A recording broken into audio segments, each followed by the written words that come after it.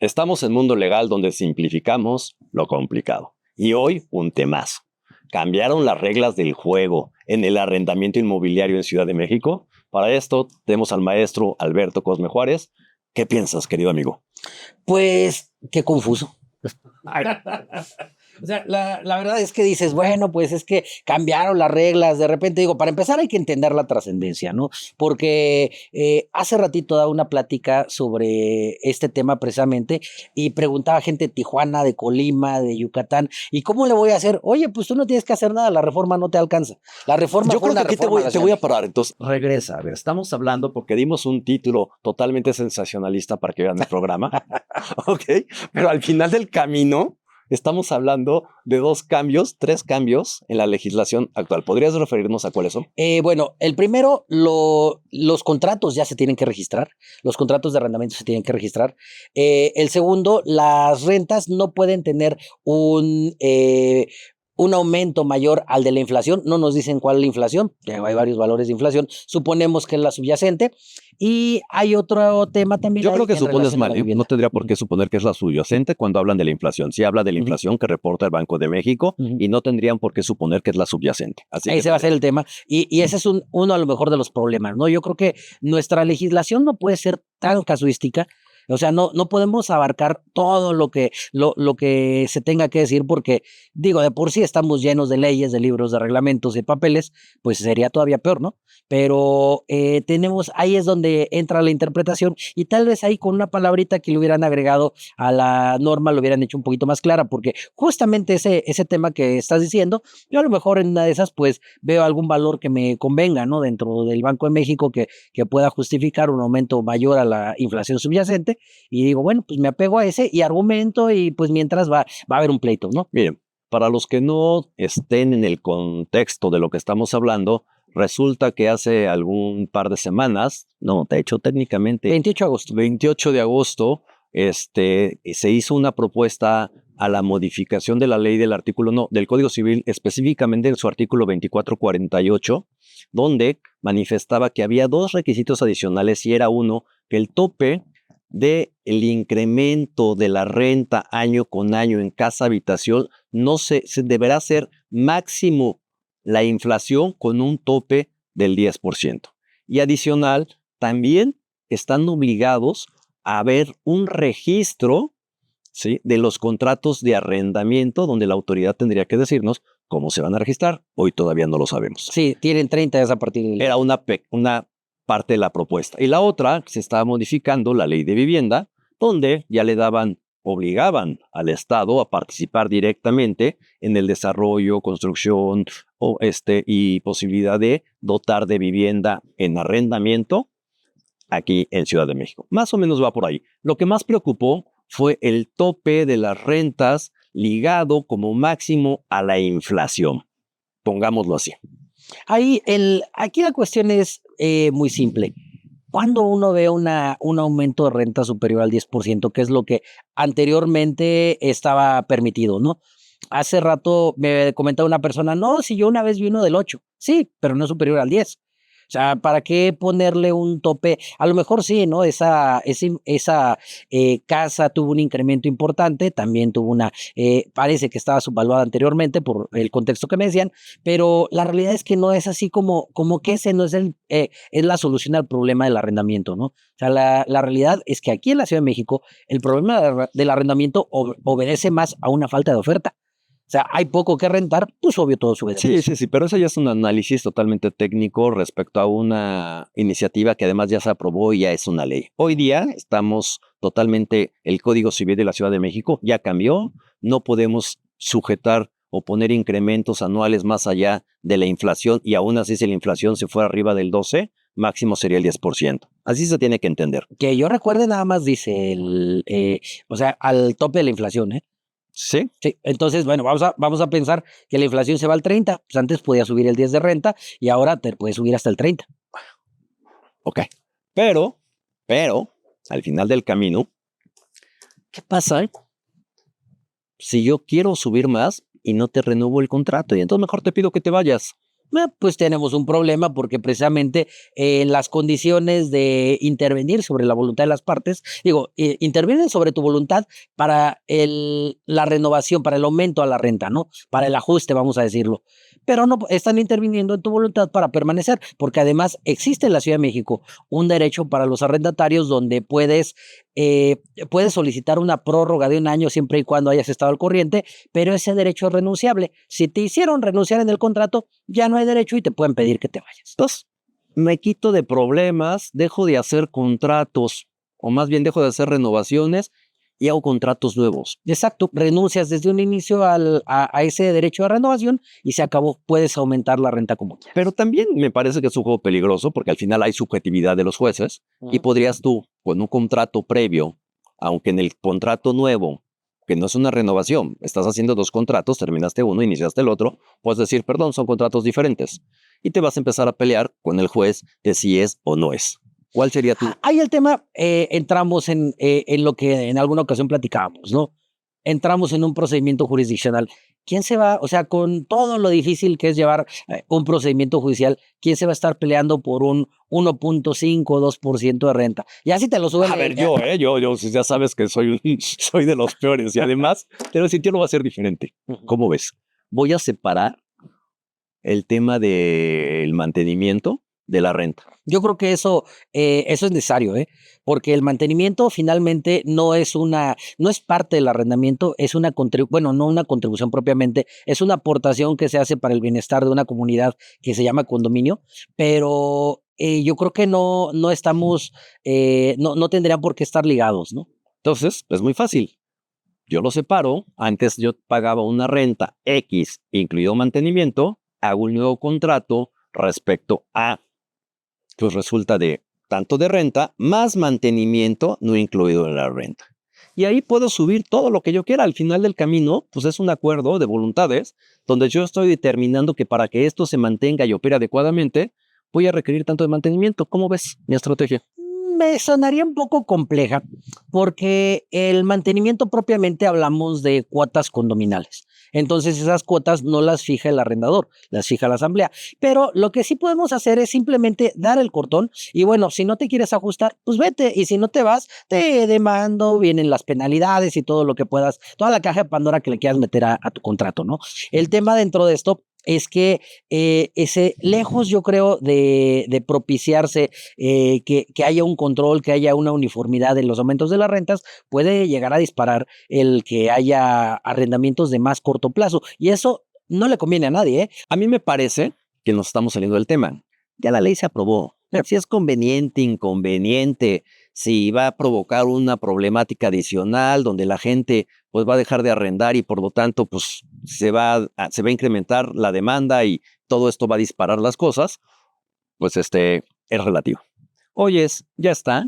No nos podemos pasar de eso. La verdad es que dudo mucho que mucha gente, sobre todo en el habitacional, en el comercial, pues depende de muchas cosas. Si se puso de moda una calle, la plaza se puso de moda y ¿qué creen? Ahí sigue pudiendo incrementarse lo que quiera, ¿no? Al final del camino. Solo está limitado al tema habitacional. ¿Estamos de acuerdo? Sí, únicamente habitacional. Dos, históricamente, y los que nos hemos dedicado a arrendamiento sabemos que por lo menos en la última década nunca ha habido incrementos arriba de la inflación. No los ha habido, ¿eh? No los conozco. De veras, no los conozco. No sé dónde sacaron ese dato. Démoslo por bueno porque ellos tienen mucho mayor información y tienen acceso a una cantidad de fuentes que, pues, ¿qué crees? Uno humilde mortal, pues no los tiene. Pero ahora viene el registro. Tú y yo hemos platicado este tema y tú estás a favor del registro y yo estoy en contra del registro. Yo creo ¿Por qué estás a favor? Yo creo que no tenemos que adelantarnos. O sea, vamos a pensar, ¿no? Dicen, no, es que viene una oleada de impuestos, ¿no? Nos van a obligar a pagar más impuestos.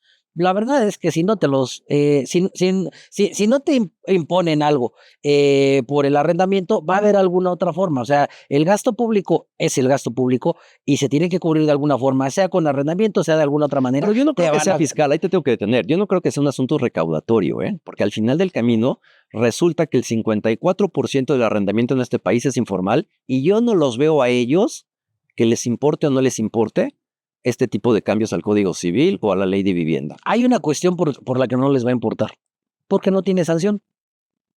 O sea, Claro que tiene sanción. A ver, no estás equivocado. Les da, al final acaba siendo nulidad relativa. Yo creo que no, porque no establece una sanción de nulidad, no se establece como un requisito de validez del acto jurídico. Creo que no sería, pero puede haber interpretaciones que digan que sí. Inclusive podría haber interpretaciones porque el artículo 2448 del Código Civil de la Ciudad establece que son normas de orden público e interés social. Si no inscribes tu contrato, estás infringiendo una norma de orden público. Justo. Y ya no nos vamos a una nulidad relativa, nos vamos a una nulidad absoluta que es inconvalidable. Entonces, el riesgo ante una interpretación judicial es enorme. Entonces estás justo dándome la razón. La ley no establece una sanción, pero una interpretación judicial puede llevarnos a que se entienda que existe una nulidad absoluta. Yo como abogado de un arrendatario podría que en el contrato cuyo contrato no esté inscrito, porque además la obligación de inscribir el contrato es del arrendador. Pues, ¿qué diría? Bueno, pues hay nulidad absoluta porque se infringió esta norma de orden público. Señores, registren su contrato. Más fácil. O sea, a ver, justo ya todo lo demás que creen es irrelevante. Y aquellos que hoy no tienen contrato, que es a los que trataban de ayudar al final del camino, a ese 54% que no tiene quien realmente los asesore jurídicamente, ¿cómo crees que resuelven sus temas? Pues yo creo que algunos a trancazos. Justo, ¿no? Y no se va a componer. No les están dando un incentivo para formalizarlo. No les estás dando un incentivo procesal donde ellos digan, me conviene hacer un contrato de arrendamiento y registrarlo, porque eso, señores, me va a permitir que si hay algún incumplimiento yo pueda retomar el tema y en pocos meses recupere mi inmueble, no lo tenga en riesgo de algún posible delincuente. Híjole, si me pagaron o no me pagaron las rentas, pues ya veremos, ya no es tan importante. Yo no veo ninguna solución de fondo donde precisamente a ellos que quieren apoyar, que son los arrendamientos de menor cuantía, vayan a tener un incentivo para ahora registrarse. Pero tiene su lado positivo, hablamos de eso. ¿Cuál?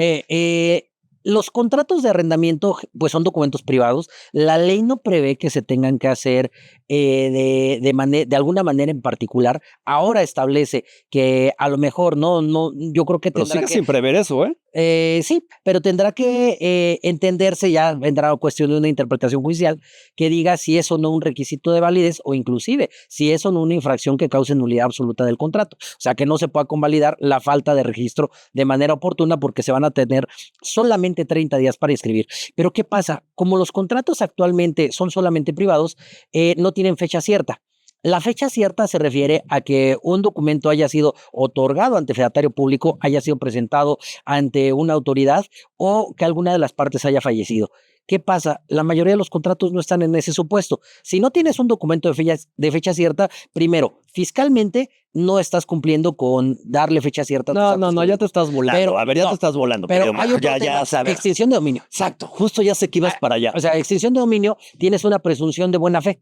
O sea, si tienes una forma de inscribirlo, porque además, tendría que ser electrónico, de respuesta inmediata, como se dice, yo creo que vas a tener una presunción de buena fe y la extinción de dominio por ahí dicen, no, es que ya se extinguió, la extinción de dominio ya no sirve, ya no pasa nada. Eso no es cierto.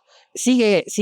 Pero te voy a decir, y nada más metiendo un poco a un tema que no es el que está compitiendo aquí, al final es efectivamente la buena fe en la extinción de dominio, te exige un documento de fecha cierta, pero tú puedes tener tu contrato de arrendamiento que en el momento, si eres formal y lo estás haciendo bien, pues emites también una factura, un CFDI. Que también es y ya con eso convalidas la fecha cierta. De veras necesito que lo registres en la tesorería en Ciudad de México. Todavía no nos dicen dónde lo vamos a registrar para la fecha cierta. Sí, parece que va a ser electrónico. O sea, dicen que 30 días a partir del 28 de agosto tendría que salir ya activado este registro. Pero bueno, por ahí tenemos alguna ley que lleva más de 10 años y todavía no tiene su reglamento. No podemos. Veremos qué pasa.